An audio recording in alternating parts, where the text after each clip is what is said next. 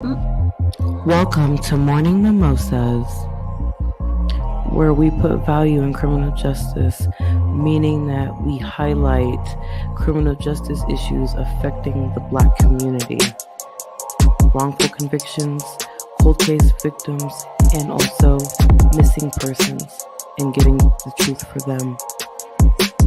We promote healing, meaning we like to tackle the issues of mental health, making sure that we break the stigma. And of course, education, making sure that we're educating our community. Knowledge is power.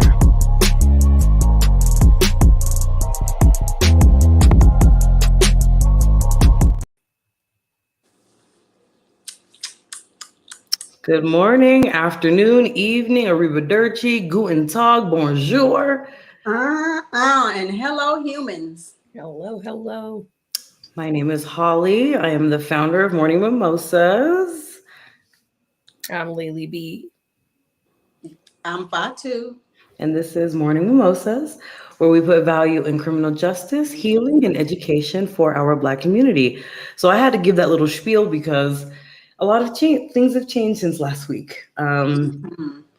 We're now at over 7,000 followers. Nice. Yes. Go. Yeah, last week it was at 1,400. So that's insane. Insanely good. Yeah, really, really good. Yeah, believe in yourselves. Yes. Yes, believe in yourselves, y'all. And accept all things positive that come your way. Okay. Yes, because what is for you will always be for you. So that part, exactly. Mm-hmm. That is for sure. So, y'all, we have a treat. As you guys know, today is our season 2 premiere, and we're going to be tackling an issue that, well, we're always tackling issues, right? But this one is a pretty big one that we ignore, avoid, etc. Drug and alcohol awareness. Ooh, coming from a person who used to be an alcoholic, this hits too well for me. So I know this very well. But we're gonna get into all of that a little bit later. Let's go ahead. Yeah, let's do it.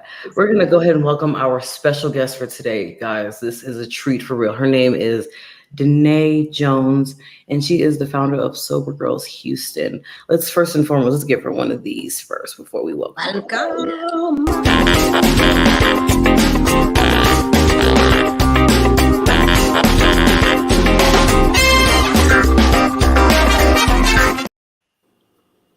Super excited.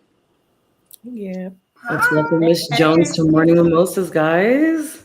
Welcome. Hey ladies, I'm so excited to be here. Thank you so much for having me today. Thank you so much for our pleasure. being For here. sure. Oh, of course. This is so exciting. Miss Jones, let's go ahead and start off with you. Tell the people a little bit about who you are and why we are here today. Yeah, absolutely. My name is Danae Jones. I am the founder of, Sober Girls Houston. Sober Girls Houston is a nonprofit group that helps women do fun things that aren't alcohol centered. That is the main goal of our group, because I've been sober now for 2.5 years. And part of my journey to get there was always feeling like I couldn't go out and have a good time, right? I thought that part of my life was over. I had to just sit at home, read my 12-step book, and just live that life 24 hours a day. So that's why I created this group, to show you can still go out and have fun. You can go to the club, you can go to drag shows, you can go and do whatever you want to do, and do it in a safe way, because you're surrounded by other people that have your sobriety important to them. It's just as important as to you. So you're always safe. You don't have as much of that temptation. And yeah, that was my main goal when I created Sober Girls Houston. We've been together now for over a year. And it's definitely taken off more than I thought it would, which is just a manifestation blessing. So I'm very excited of the reception and the women that have reached out and have, joined and participated in some of our events. But yeah, I live in Houston, Texas. I've been here since 2008. Before that, I lived in Alabama, which is what I call my home, because that's where I found myself, realized who I was when I lived there. But yeah, I'm also a chemical dependency counselor. I finished school last year, and yeah, that's me.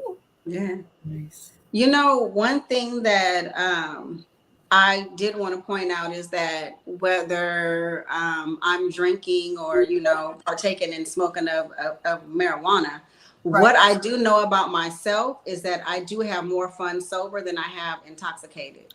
That's right. And I think that most people, they need a substance to lower their inhibitions. Where Yep. I'm just, if I choose to be, because I am socially antisocial, I am a complete nut, and Yeah. so I like to have fun. That's like life. It's like Right. living.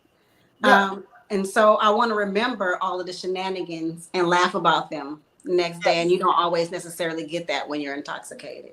The connection, right? That's what it's about. When you go out, you want to be able to remember the conversations you had with your friends, be invested in what they're telling you. Yep. You don't want to be intoxicated and don't even remember, like, I think I did something last night with so and so, but I don't know. Right. You know, I've learned that when I'm sober, I'm more present. I'm able to really see my friends for who they are. And like really get to know them better, So every time I go out, it's an experience, it's a connection, it's a vibe, I leave feeling so full because I've learned this woman's story. She's explained why she needed to come out of the house tonight. Those type of things really, I love it. I mean, I don't really have words for it. It's just so uplifting, and it's just something that I realized is definitely needed. Because this group, it didn't exist before I created it. There was no sober group for women specifically. You have a few different NA groups around the city that are, countrywide, but something that really just focused on growth, community, and fun didn't exist. Yeah. You have to do it sometimes. You got to make your own. Exactly. Yeah. And building those relationships and knowing that you're helping the next person in their sobriety just like they're helping yours. Right. And then it just keeps building and building and building. Exactly. And I like to say our group is also for people who are sober curious. There are some sober groups that have rules, right? You have to be sober for 14 days, or you have to be sober for 48 hours before you can actually come. I don't do things like that with my events. For me, the only thing that I have is you have to be sober during the event. That's it. If you're sober curious, you want to know what's it like to go out and go to the club and not have anything to drink. Yeah, come. Let me show you. It's going to be a grand old time. And you save money. Let's add that, because drinks are hella expensive to be watered down anyway, for the most part. Okay. So, exactly. And they do that on purpose because they want to keep you spending your money, getting more and more complicated, to the point where you don't really know what you're even supposed to be enjoying. Am I here to dance? Am I here to, what am I supposed to be doing? And going out, like getting ready, that was a big anxiety thing for me. So that was one of the things that started me drinking, binge drinking, if you will. I get social anxiety real bad. So before I would go out, I would always just start sipping. And before I know it, I could be completely gone and I haven't even left the house yet, And so that's something that I had to learn to rewire with my sobriety.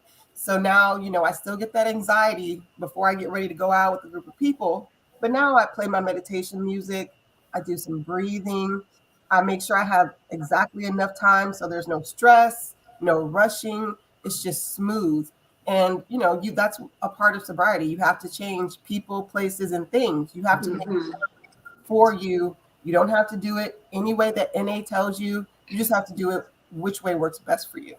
And one day at a time. True. You can't rush results of anything, because then you're not gonna, when you have to put in the work, you appreciate the process. Right. And you appreciate your new way of life. It's a way of life. It's not really like a diet or anything of that magnitude. Yeah. I mean, there's beauty in the struggle, right? I mean, it's true. It's very true. You learn things about yourself that you never even knew. I didn't know that I like to draw. I like to decorate events. I love event planning, all these things. I love film. I love, working on documentaries and, music. I never actually got into those fully. It was just a thing that I did. I like to go bike riding. I like to go to the park. Now that I'm sober, I'm able to do those things. And I'm like, wow, this is great. This is fun. Yeah. Who knew? Yeah. You're also just a tad bit safer too, because you are very alert to pay attention to your surroundings, about things that are going on, and safety. Absolutely. Being safe. Yeah. That's one of the most important things, especially as women. We're more vulnerable than any other society. So being safe, making sure you're with women who care about you, your well being, want to make sure that you have a good time. All those things are important to sober girls. I love that. How many members do you have in your group? Right now we're at about 200. When I first started, I was gatekeeping it a little bit. I had a friend that finally was like, "You think?" I was using the app Meetup. Have y'all ever heard of that? Yeah. Yeah. Yeah. So I was using that for a while, and it was a private group. And finally, a friend was like, "Don't you think you should put it on other social media and like maybe not make it private, like make it for everyone to be able to find and come and join?" But it was like my baby. I was very protective of the women that were in my group and protective of their autonomy and making sure that they felt safe. But once I did do that, it kind of just blew up. I had KPRC, our local news, reach out to me to spotlight for International Women's Day. That was a shock, but a blessing as well. And so, it's kind of just taken off in a way that I didn't think about it, because things are changing. I feel like alcohol is kind of getting looked at the way cigarettes used to be. You know what I mean? It's like you can do it, but let's be healthy. People are being more conscious about what they put in their body. And so you're getting a lot of restaurants with mocktails and zero proof beverages. And I know in Houston for sure, that's everywhere almost now. We've got a non-alcoholic bottle shop. You can go there and buy non-alcoholic spirits, all kinds of things you can do. So yeah, it's changing for sure. It's pretty nice. Yeah, that is. That is. Absolutely. What kind of events do you have? Like, do you? Yeah, we do pretty much across the board. I think tonight I have an event. So tonight we're doing a girls' night out. We are going to go have sushi, have some mocktails, great conversation, get dressed up real cute, dance, have a good time. I think this is my 15th event that I've hosted. A lot of the events that I do are, like we go to art shows. I've done a rooftop picnic before. We did a burlesque night where we saw a burlesque show. Dinner where we went to dinner and then we went to the club, reggaeton club. Baby. He's a DJ. Like you're checking off all these boxes that I have been dying to do and have not been around to do. Oh, Come man. on. We did salsa classes before. All of these different things that are just something to explore, to open up your mind, to see what you're interested in. And sometimes we forget how much our cities have to offer. For a while when I was in my addiction, I always thought there's nothing to do. There's nothing sober to do. I'm looking at social media, watching all my friends have the time of their life, and I didn't see where I fit in there. So I had to make it so I felt safe, changing interactions, changing the way I perceived myself and my sobriety. I don't have to be drunk to have a good time, even though I stumbled so many times just because of that fact. I thought if I didn't drink, I would lose those friends. I love when people would call me and say, "Danae, you got to come out with us." I felt so loved. I put so much value in people wanting me to be around them. And when I got sober, I realized they just wanted me around them for entertainment. Yeah. It wasn't like me as a person. It was me when I got intoxicated. I might be funny or, it's more of just entertainment for them. When I got sober, those same people weren't there. Exactly. Right. That's true. I went through that same thing, not drinking. I've had people be around me just because I would buy the drinks. I would supply everything. And I was like, you know what? I'm starting to realize the truth about y'all. And this, you got to go. You're starting to see your worth, right? Your value. And that was hard for me. I really struggled with that. I put so much of my worth in what people thought about me and not what I thought about myself or how I felt about me. I didn't even know who I was when I got sober. I had no idea who I was.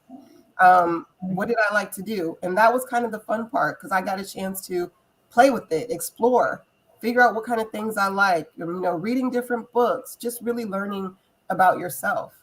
And that's a fun exploration, whether you're choosing sobriety or whatever, just to learn who Yeah. you are. Truly. So I have a little bit of a deeper question. When was your coming to moment when you realized that this was not for me anymore? I want to finally sober up. When was that coming to moment for you? Well, you would think it would be probably when I got arrested the first time. I went to jail multiple times because of my drinking. I've been in psychiatric hospitals because of my drinking, because I do have ADHD, and they thought I was bipolar for a while. So all that kind of stuff just mixed together and made me just miserable. I couldn't control my emotions, and I was just out here just doing everything underneath the sun. But I would always come back to, well, I can just moderate my drinking. I can drink less. But that never worked, ever worked. It never worked. And finally, it was during COVID. I had lost both of my jobs I had because of COVID, and was staying with my mom. And I don't really remember much of that evening because I was so intoxicated. But I do know that next morning I tried to speak to her, and she wouldn't. She wouldn't look at me, talk to me, and that was it for me. That was it, because I had hurt her so bad over the years. But at this moment, it was different, and it could be because I was in school at this time, learning about mental health, learning about counseling, psychology. So I knew how my brain worked now. I knew more about what addiction does to your thought process. But that was it for me. There was no way I was going to continue to hurt a person that I love so much that didn't deserve it, because when we're in our addiction, we're hurting our family as well. The people around who love you want nothing but for you to be well, And so that battle of trying to get you well, you not doing it, them trying to, do as much as they possibly can. That was it. So for me, that was that moment. And I never drank again. I went straight cold turkey right then. Like, and your mom, when I watched your story, your mom had the same addiction as well, right? She did. Both of my Mm-hmm. parents had addiction. My father passed away from complications of his addiction, but my mom got sober when I was like maybe 6. So after that, she completely changed her life, and everything about her life just got better. She's really active in her community. She introduced President Obama, when he came here for a fundraiser. She's powerful. She's so powerful and influential that I just was like, I always wanted to aspire to be like that, but I couldn't get mine under control. And there's a lot of shame, like just so much shame around it, because once that first time that you try to get sober and you relapse, people know, your friends know, your family knows, and it just feels like everyone's watching you all the time, looking at what you're putting in your body, paying attention to how many drinks you're doing, and you just feel all eyes are on you, and you feel the shame that you're not supposed to be doing it. So trying to get through all of that took me a while. And still there. That shame is still there for sure. Have you forgiven yourself at all, or are you still on the road to forgiving yourself? I think I have. Sometimes, especially with my therapist, we would talk about, when you know better, you do better. Right. And I try to apply that when I get into those shame spirals, because there's friendships that I've lost from my addiction that I know will never be able to come back. And so when I think about certain things like that, I have to remind myself, I didn't know better yet. I didn't have the tools to, cope with how I was feeling, my anxiety, my stress. I didn't have those tools yet. So of course I abused drugs and alcohol because that's all I was ever taught to do. And as a Black woman, Black person, we're not always taught to go to therapy or to go to counseling. You better go to church. You better talk to God about it. You better, you just better. Some parents say you better wash them dishes. Okay. Yeah, exactly. Clean And that room up. it's the same thing. We just weren't raised that way, and neither were some of our parents. They weren't raised that way. So trying to, teach myself that it's okay to ask for help. It's okay to speak to someone that's not your friend or your family, and it's okay to let your emotions just be free. Tell your Mhm. truth, no matter how painful or fear of hurting someone. Just say what you feel, and you automatically feel better, right? Mhm.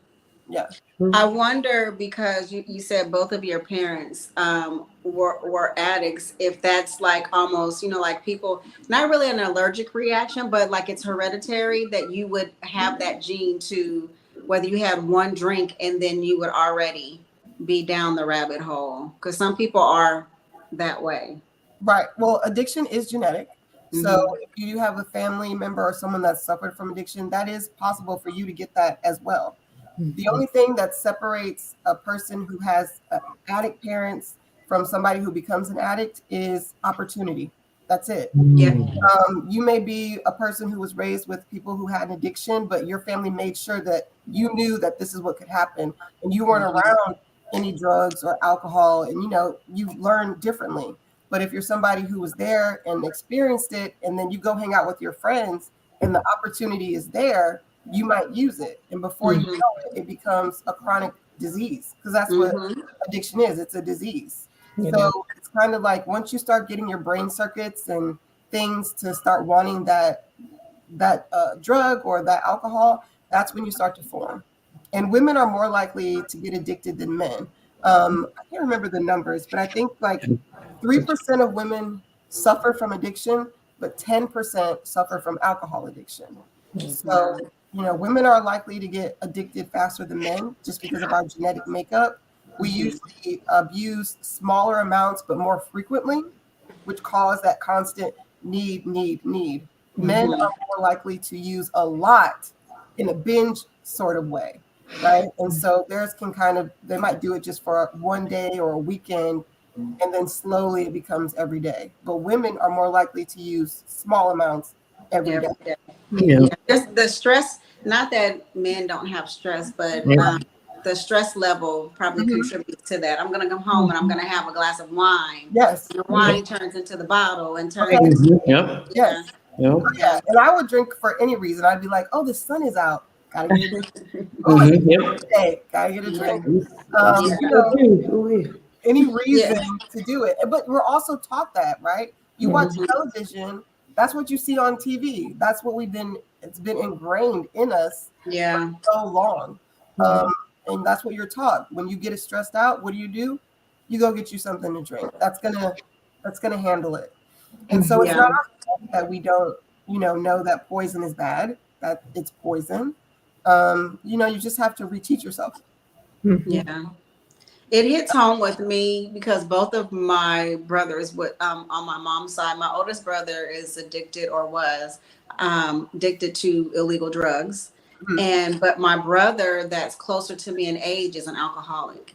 And Mhm. so, you go to work and he's like a functioning, Yeah. alcoholic, but lost everything, will sleep on the side of the road. It doesn't matter as long as he has his alcohol,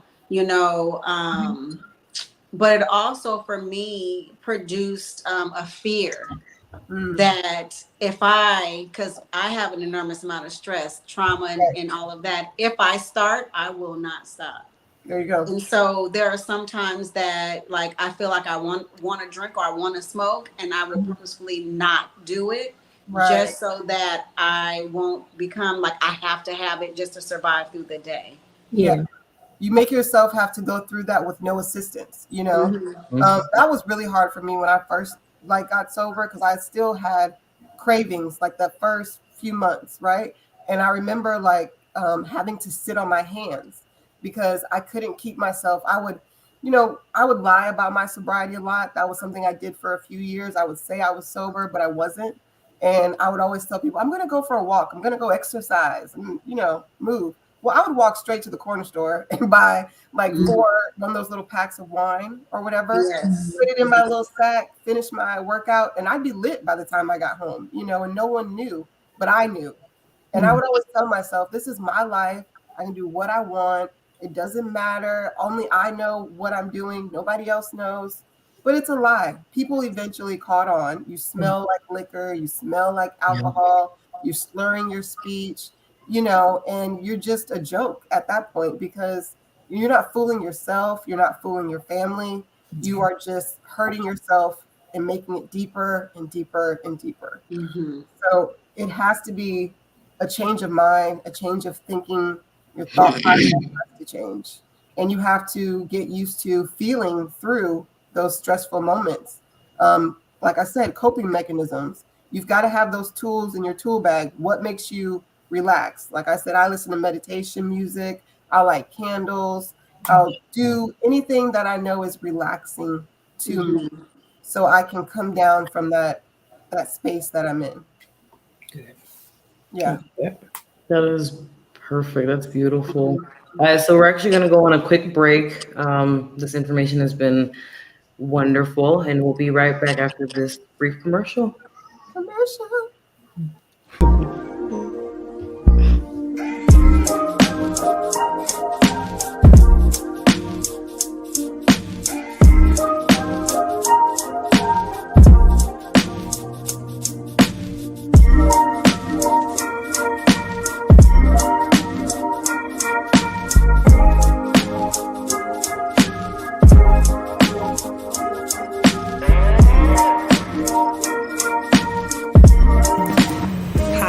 I'm Jeanette Sayers, the owner of Imuna Soaps and Essentials, a vegan and natural body care company.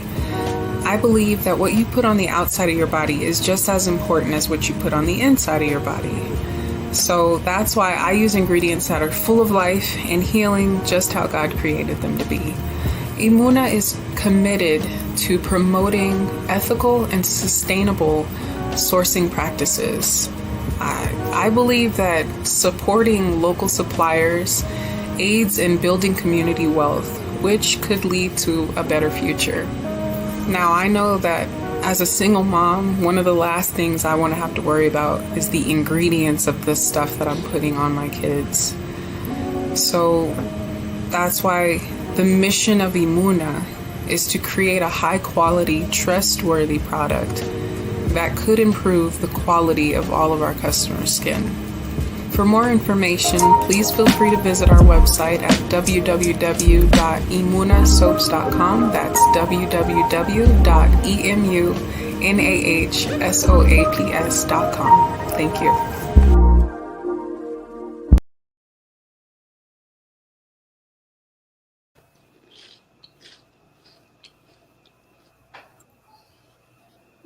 We're black, y'all. Black, like 4 flats on the Cadillac. Bag. Right? Put some D's on it.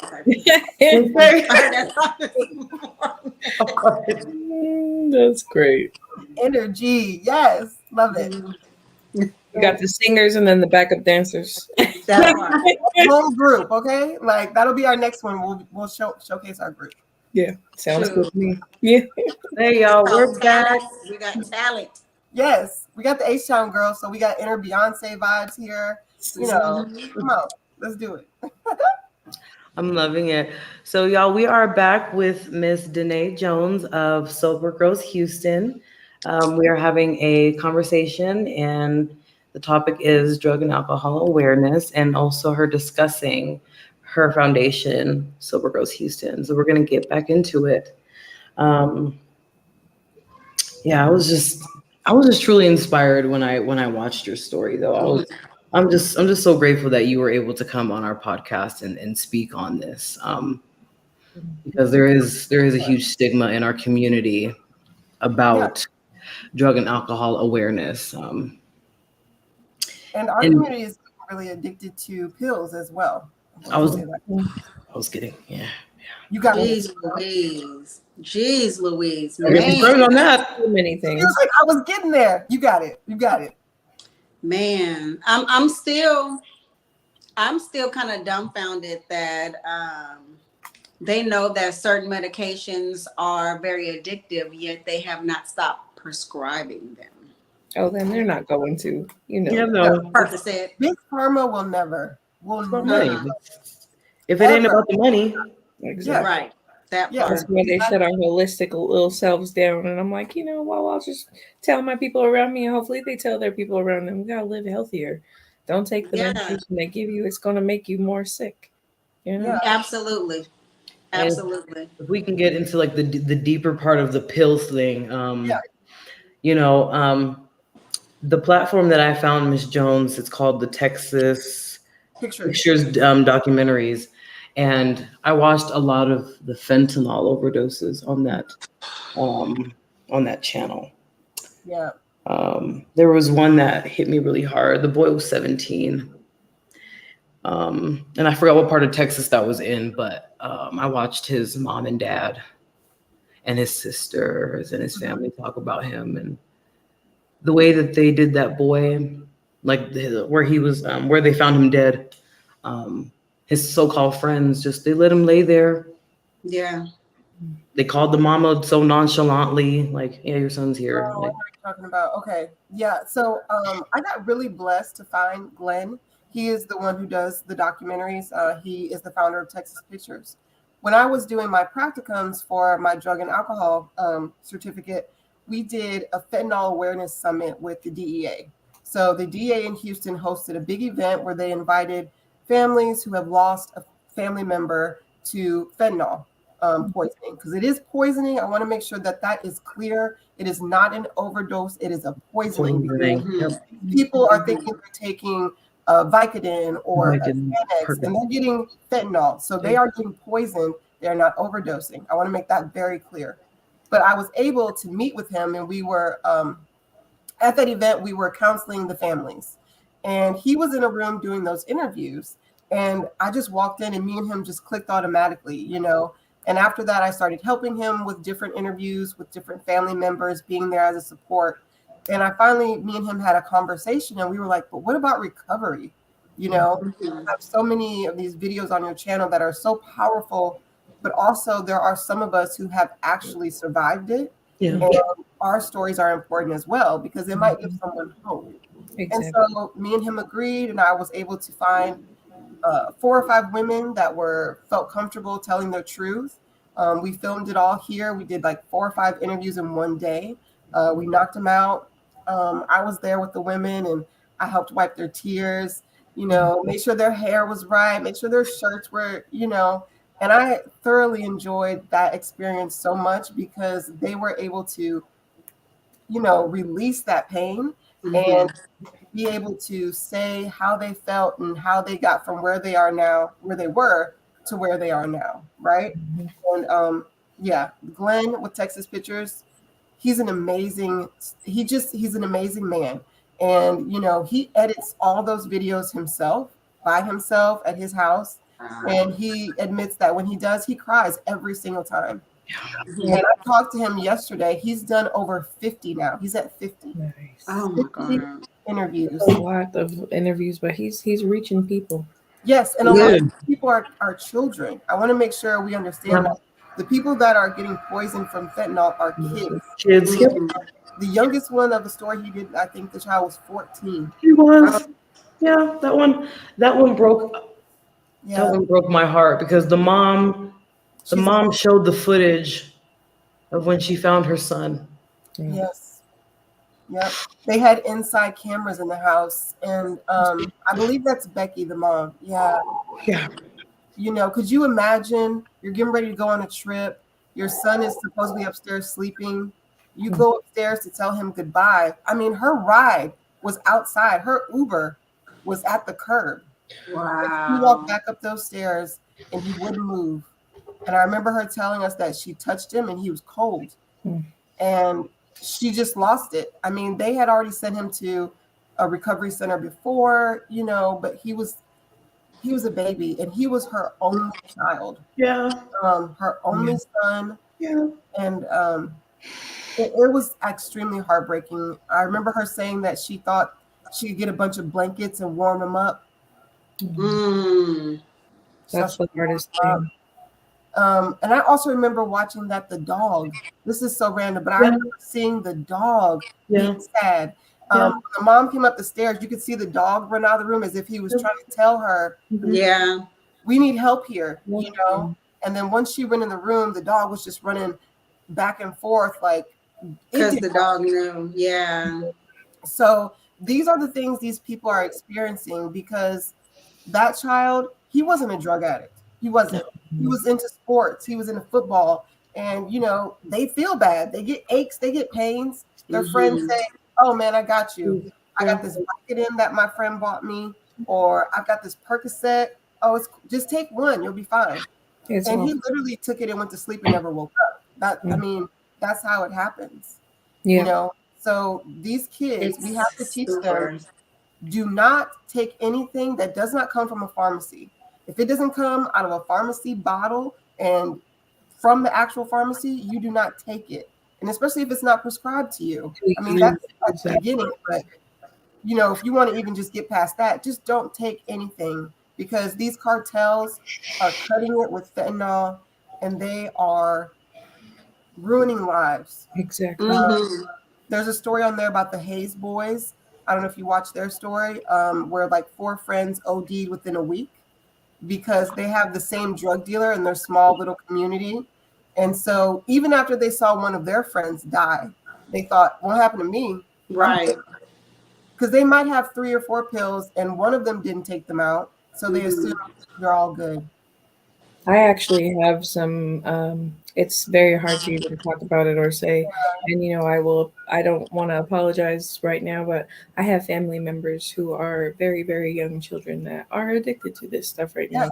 And it's really it's heartbreaking to know, and I'm going to share this with it breaks my heart to share this, but one of my cousins had given fentanyl to another cousin of mine, and he's no longer with us because of it. And I'm like, how could you be so careless? And all of us, they're not understanding where this comes from, but it's a really big problem in our children's communities and these schools. And I'm like, where are they getting this from? And I had to ask my godson, I'm like, where do y'all get this stuff from? I'm like trying to crack down, trying to find it, but what can I actually do without looking like the worst person on earth? And I'm just like, I do everything I can from afar, but I always tell children, like, please do not take drugs. Do not take anything that anybody gives you because you do not know what it is. And in the industry that I work in, I've had so many cases of where children are dead because of fentanyl, and it's the lack of care from the parents, leaving it around, having it sitting here. Just you got to lock that up if you're actually taking it. My own mother is allergic to it. I've had to go save her in the hospital myself. Like, I understand fentanyl, and I'm afraid of it myself. I used to be addicted to drugs myself, and I stopped because of the whole fentanyl outbreak. One of my friends died from it, doing coke, and I was like, this is we got to get our lives together. Thank God I did, because it's getting worse and we don't know how to fix it. And it's the government just pouring it into communities. They don't care. A lot of kids, and I know that I'm even guilty of this. We have the invincible syndrome because you really believe because you're a child, bad things are not going to happen to you.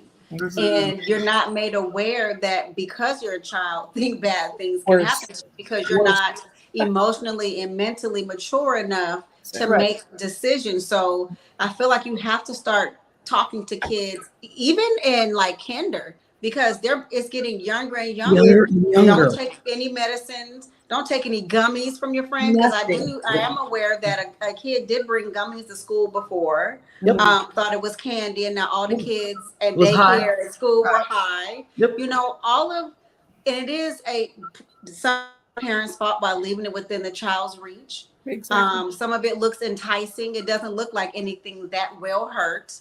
But people don't like to talk about, especially if you know that someone in your house is addicted. You don't want to tell anyone. You don't want it to get out that you've raised a child that has an addiction to whatever the case may be. So you keep it in house. And because the lack of talking about it is why it continues to go on. And then now it's almost like, not everybody is talking about it, or people are dying, but it's not going to be me. And then next week it's you. Tomorrow it's you. Today is you. That's another thing too. I need people to stop saying it won't be me, it can't be me. Like, I just that whole phrase needs to be deaded, because Unfortunately, the truth is, it could be you. And Lily, I just wanted to acknowledge Yes, I'm so that. sorry about your family. Sorry, Holly. Go ahead. I Yes. couldn't Thank hold it. you, thank you for sharing that. Yeah, it's hard. It's hard, and I try not to drop the tears for it because I've cried so much about these situations, and I'm like, what are you guys doing?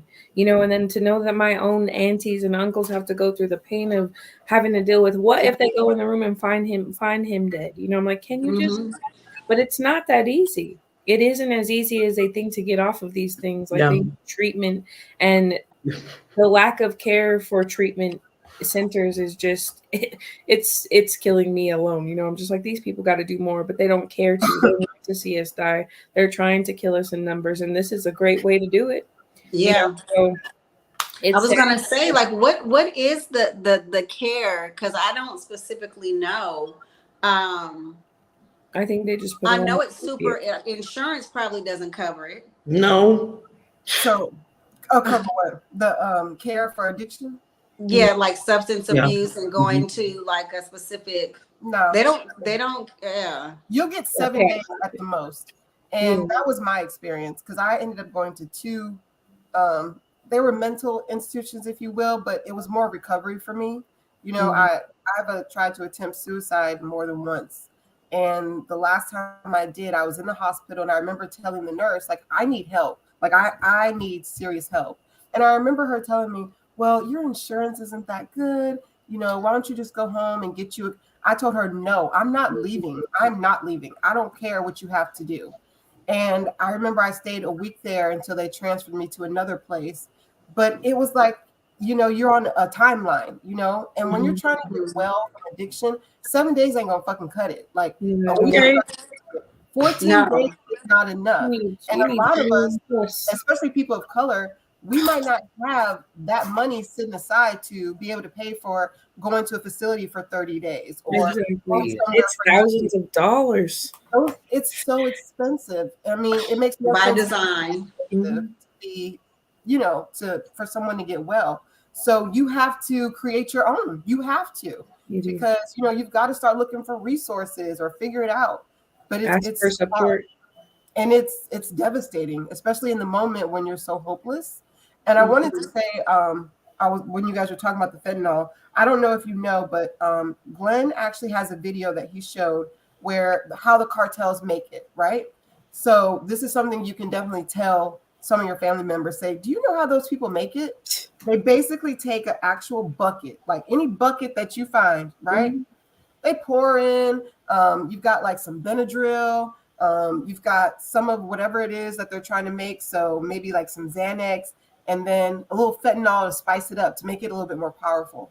And then these people stir it up like they're baking a cake, just stirring it all up. And sometimes that's why you get certain pills that have more fentanyl than others, because these aren't chemists. These are not pharmacists. These are not people that are measuring shit out. Excuse my language. They are just throwing stuff in there, leaking it out, putting a pill press and making it into a pill and sending it out. And we know that it only takes less than a fingernail worth of fentanyl to kill you. Yep. Less than, not even a full less. So, I mean, there's no guidance. There's nothing to make sure that they're even doing it right. So you have absolutely no idea what you're getting or how much. And that's why it's so sporadic, and it affects people that, you know, might have taken one and they were good. Then they take the other one they have and then they die, you know. Narcan is very important. I keep it with me at all times. There's plenty of places you can go online to get free Narcan sent to you, because you never know when someone might be overdosing. And I don't know if you guys know how Narcan works, but when you're having a fentanyl overdose, you can't breathe. They explain it like as if you're drowning, if you will. You can't breathe because all of those drugs are covering up where you breathe. So when you use Narcan, it sprays it in, and it's kind of like it pops all the drugs like out of those receptors that are blocking the way you can breathe. So that's why the people gasp and wake up immediately. And some people take multiple cans of Narcan to get there, you know, but having it on you at all time. Schools, we're trying to make sure that schools have it. You know, and it's even harder than you would think. Like, why wouldn't you want this? Just like you have AED, just like you have fire extinguishers, you need Narcan. Yeah. Yeah. You need to be prepared. Kids are overdosing, and you're not prepared. It makes no sense. I mean, in Houston, we did have 2 overdoses in the past year where kids overdosed at school. Someone brought it and they lost their life at school. Mm. It's in the music. You know, I know they talk about pills way more than when I was really listening to It's being pushed. Yeah. popping pills, perks. You know, it is like it's nothing. It's almost like going and getting a beer. And I remember when I was like 15 or 16, getting drugs was exciting. You know what I mean? It was like something fun that you did. And, you know, if you have one friend that boosts you to do it, that's all it takes, right? You don't need a bunch of people. Just one person can talk you into it.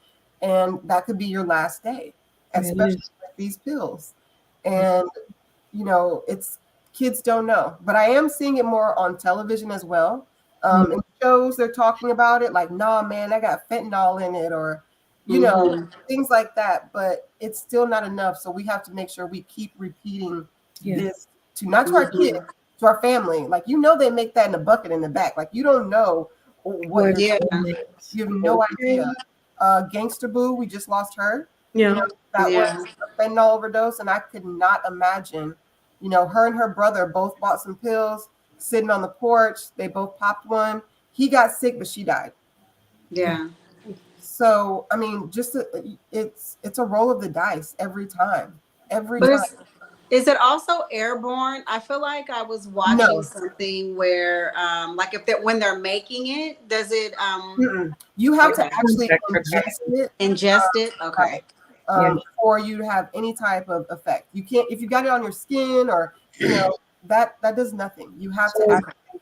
I'll chime in there because in our industry, we do not allow our drivers to touch anybody that has been a fentanyl case because contact of the skin can cause it to be onto you for some reason, some way. But that's what the coroner say. So we don't touch it. You know, so I've had 3, I think, in the past month, and I'm just like, please don't touch the bag, tag the outside, and go on. That is insane, It is Lily. 3 insane. in a month. That's Yeah, right. I'm like, that's the only thing I heard was the 3 in the month.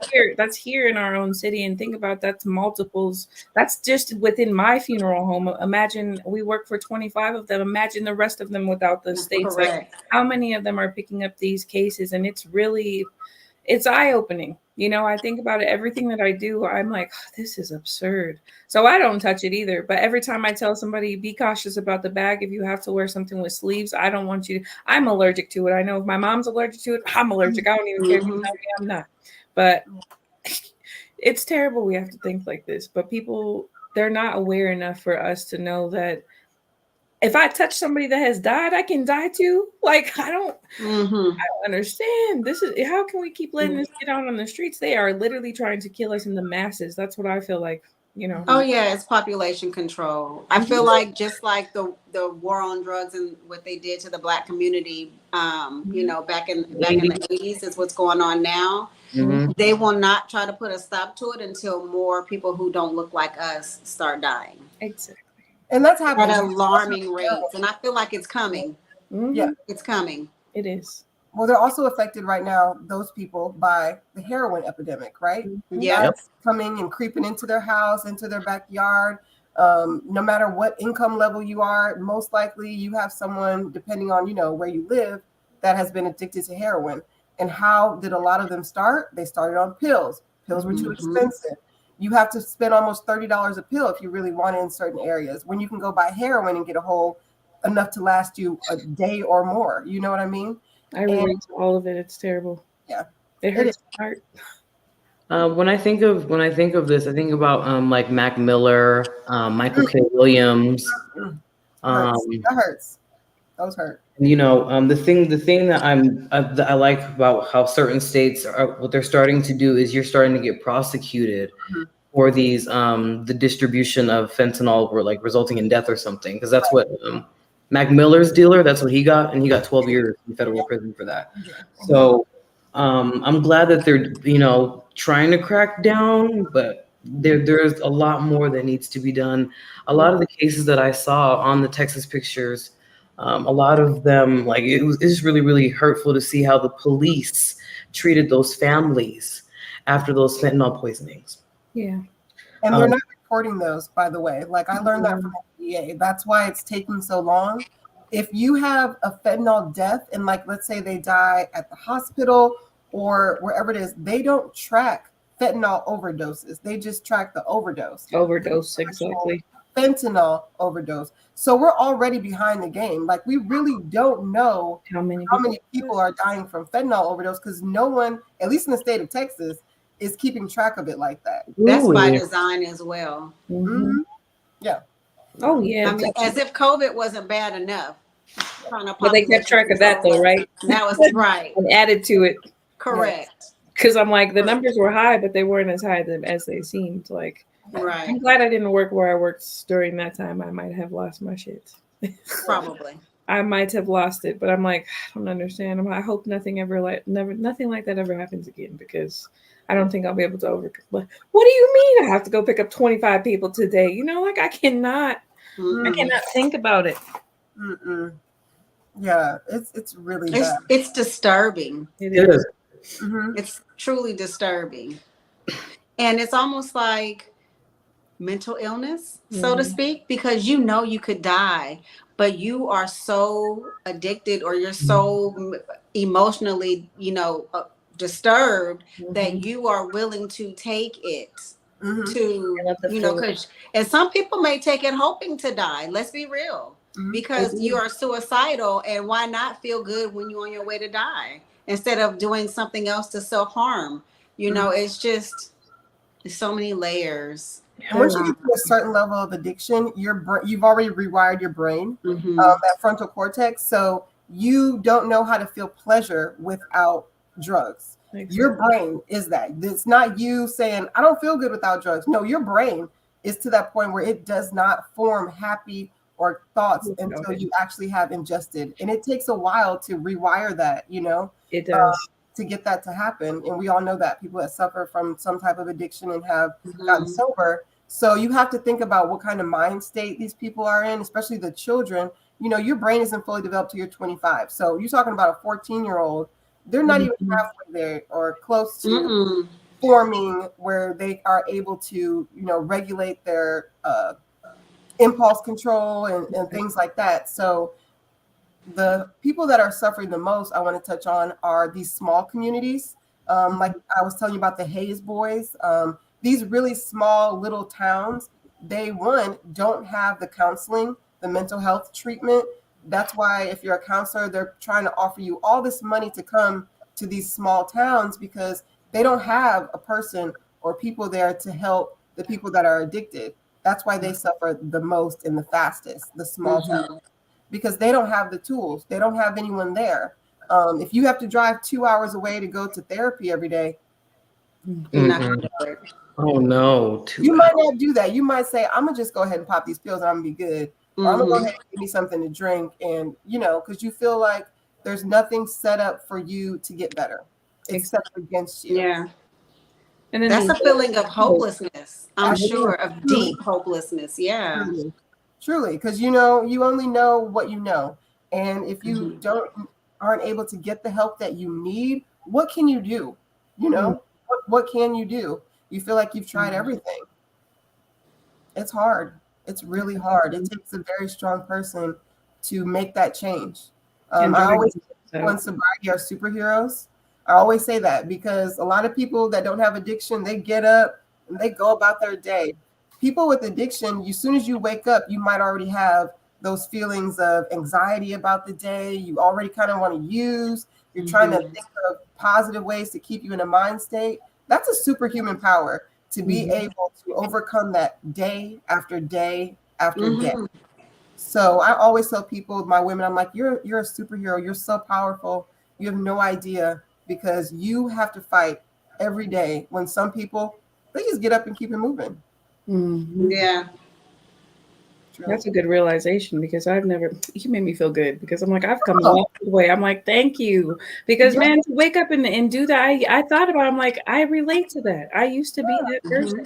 And it really sucks. So if I can change my life, that's why I tell people, like, this is a great. If you're hearing me today, please get yourself together, because you can be great, be happy Yes. without drugs, without It's alcohol. You could be, and you go a lot further in life without it. Mm-hmm. No, Yeah. you see me, I'm flourishing. It's because I put everything up to the side. I said, you know what? It's either that or it's going to consume my life.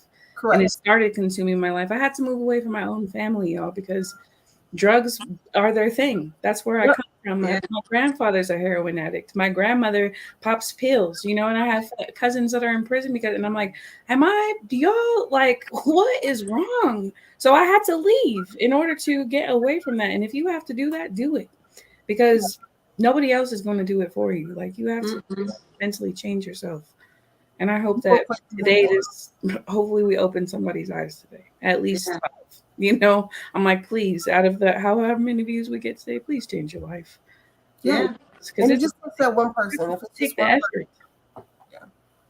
But And like you honest, and I love the fact that we can be honest about it's hard work. It's not easy.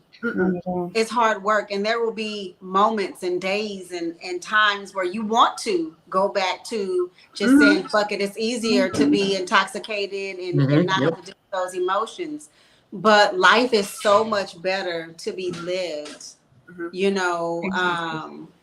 sober.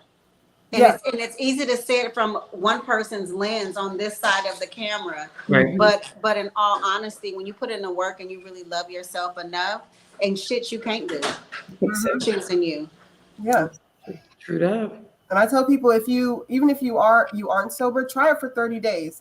And if you can't do it for 30 days, there's a problem. That's going to show you right there that if you can't even stop for 30 days, you're addicted. So you need to look at yourself. I'm not saying you need to stop, but maybe start practicing moderation. Everybody is different. But even if you aren't addicted, just try a 30-day. Just try it and just see, because all it takes is at least that by that second week, your brain starts to heal. You start to feel better. Your natural endorphins start to just run just by the joy of being awake and being alive. And you realize that you don't need any assistance to be happy. You are your happiness. That's all you need. Yes. I love that. I love that. I love that. I love that. Speaking of which, we have a few minutes left, and I just want to do our last commercial, which is our Lily B. So we'll take this next 50 seconds to see what. I'm like, we can skip it to talk more. Oh, you cool? You cool with skipping it? Look, everybody's doing it. Hey. Y'all know what I do. If you want to find me, come find me. Be divine. Yes. Yeah. Okay. Girl. Yeah. My friend said it, so we're gonna continue convo. I appreciate that, Lily, because like if the moment, it's almost like breaking up that moment, especially because let's keep going.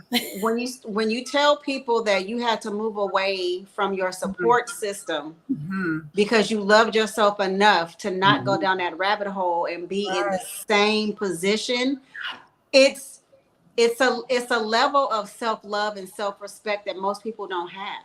Look, so it's something to be very proud of, and I'm proud of you for that. Thank you. And I love the life that you're living, because you are in the position to say, this is how many people we're seeing coming from, whether it's alcohol and it's an accident, or you drank too much, or you drugs, and there is no age limit. I think people need to realize that there is no age limit. And so don't think because you are 10, 11, 12, 5, 6, and 7 that it cannot happen to you.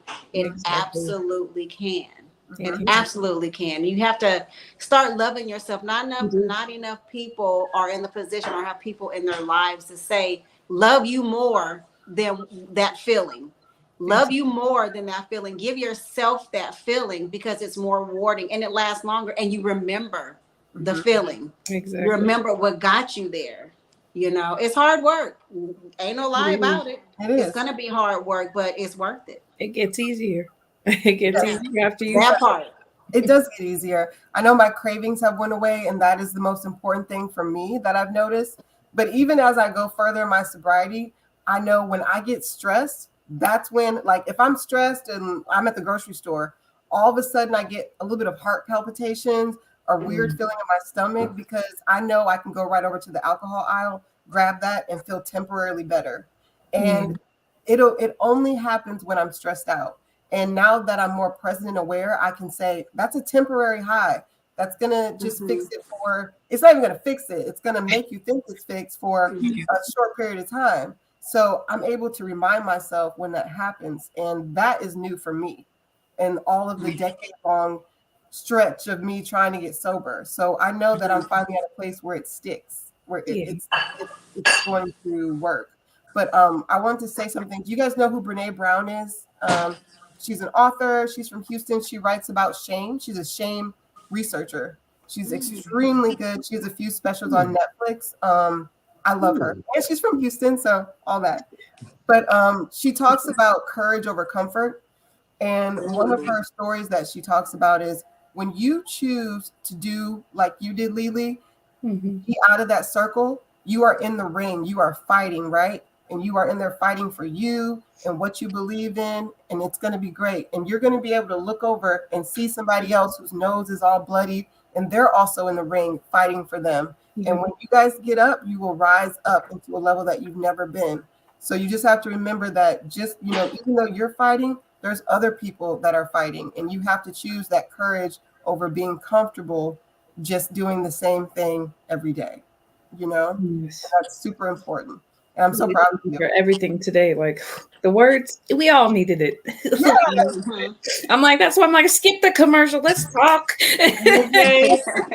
We starting the first of the month off right. I'm telling you. I'm telling you. I love it. I thank all of you. And you know, it's hard to start, but please get started in some way. Right. Start somewhere. Yes. Contact one of us. We'll help you in some way. Right. This is what Morning Mimosas is about, guys. When I started this, this is a safe platform for you guys. We're not mental health professionals, but we've been through some things, honey. Yeah. Shit. Okay. You guys know a little bit about my story. I was 15 when I had my firstborn, and she passed away. So I deal with that, and I also was alcoholic at the time. I started drinking when I was 12, and I was popping pills during that during my street life era. So thankfully, I was being diagnosed with diabetes is the reason I stopped drinking. But there's always a catalyst moment, but it's always for the better. And then sometimes when I think about being ashamed of things that I've gone through in my life, I think about, had I not gone through it, who am I to help somebody? How can I help somebody? How can I empathize or sympathize and have somebody be able to share with me and help that person to grow as I grow? So it's almost like a badge of honor, like a tiger stripe. I've been through hell and back, and I'm still here. That's right. Still standing. That's it. That part. Yep. That's the most important part. That's the hardest part. Don't ever be shameful. You can help somebody else just by being honest, like I was today. Yeah. It took a lot to say everything I said, believe me, but I did it. Yeah. I need y'all to hear it. And like they say, secrets keep us sick, right? Isn't that what they say? Exactly. Yes. So you have to remember that. I mean, you have to share your truth. Even when I did my recovery video, I sent him edits like every other day. I was like, ooh, take this part out. Or I don't like that, because I was so fearful of what my family might think, or what my friends might think. And I realized that every time I was telling him to edit something, I was diminishing myself. I was making myself feel small. And so finally I was like, it's just it's go. And the overwhelming responses that I got from it by being that vulnerable changed my life, truly, because there were things in my story that I said that I never even thought would resonate with someone else, but you just never know. You never know. That's why it's so important to always share your truth. Always put it out there, because you never know. I've gotten emails from men that are down. They've lost their jobs. They've crashed their cars. They've done all of these things. And it's like just that moment of being able to reach out to someone and say, who knows if he had been able to say that to anyone else. Maybe he was only able to say that to me in an email. Exactly. But I know that was something that lifted being able to share that. And so when we, like all of us, share our stories and people reach out to us, it's because they see themselves in us. Mm-hmm. And so when we do well, it shows them that I can do that too. Mm-hmm. Exactly. I can do that. I can You're be that. such an inspiration. Yeah. Yes. I love this today. This is fun. We have to stop. We can just talk all day. You know? I ain't If got I nothing have to things say. to do, I'd be happy to. I'd be like, look, we canceling everything today. Well, we just gonna have to have a private backstage talk maybe another time, you know, like Yeah, we'll have to have a breakfast part talk. 2 for sure. Absolutely. Yeah. And each of you have such powerful stories. Holly, I'm so inspired by you. I just want you to know that you are an amazing, amazing person. Mm-hmm. All that stuff that you have overcome, I mean, that's some strength. In a short period of lifespan. Exactly. I tried to get her to fully, really and grasp the Right. fact that in a short period of time, she has lived 3 or 4 lifetimes. Right. And the fact that she is still here and willing to help somebody else and still That part. standing is something to have, what is it, shake that cape about. For Okay. real. I'm trying not to clap real hard over here, but you know, Okay. I'm clapping hard for you, sis. Yes. To be able to pass that on and help someone else Mhm. see the things that you went through and try to help it and make sure no one else does it, and to share Mhm. those vulnerable parts of you. Vulnerability is strength. Vulnerability is powerful. Mhm. And that is how you grow. That is how you become to that next level. You elevate your consciousness, you elevate your life. And every time you do that, you anoint and bless someone, and you bless me by letting me be able to be a part of this. So I just want to thank you so, so much. And thank you. Oh, thank you. I appreciate it, ladies. I appreciate it so much. And on that note, we're actually gonna get out of here because y'all trying to make me cry. Ah, And we will have to schedule a part 2 though. oh, there's definitely no. She's mourning Mimosa's family. She can come on whenever she wants. Yeah. Um, okay, but as you guys know, we are Morning Mimosas. We love our community, y'all. This is season 2. We are going to continue on, and we don't just do things on the screen. You guys know that me and Fatu are getting she's getting her criminal justice degree, and I'm getting my paralegal. So we're actually, you know, doing this for real. And then Miss Lily, she does what she does. You know what I'm saying? So She does a lot. She does a lot, okay? From what I hear, she be working like with the actual bodies, dog. What? Yeah, that part. Like she's taking care of you. She has her own Lily Be Divine, and while she's taking care of you while you here and when you pass on. So it's an all the way around life experience. I'm working on it, y'all. That way I can help my come through. Hey, what can I do? all right, see y'all later. We are Morning Mimosas. We put value in criminal justice, healing, and education for our Black community. Ta-ta. See you guys next Saturday. And actually, next Saturday, we're going live from the Colorado Black Arts Festival. Yes, I'm we'll see you guys live from the festival, y'all. Later. That's awesome.